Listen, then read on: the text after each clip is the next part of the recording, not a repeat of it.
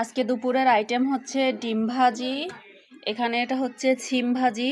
তা আপনারা হয়তো বলবেন এখন তো সিমের সময় না, সিম কোথা থেকে পেলাম? তো যখন সিমের সময় থাকে তখন আমার আম্মু এটা সিদ্ধ করে ফ্রিজে ডিপ ফ্রিজ করে রেখেছিল। এখন শুধু মানে বের করে নর্মাল করে শুধু মানে যে তেল মশলা দিয়ে রান্না করলেই হয়ে যায়। আর এটা হচ্ছে মাছ দিয়ে পুঁই শাক, তো এটা আমার অনেক বেশি ফেভারেট। পুঁই শাক আমার সবভাবে রান্না করলেই অনেক মজা লাগে। সিম ভাজি আমার তেমন একটা পছন্দ না, কিন্তু অসময়ে রান্না করেছে যেহেতু খেয়ে দেখি কেমন।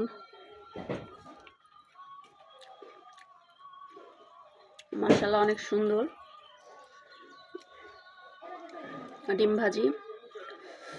ডিম ভাজি আমার অনেক পছন্দ।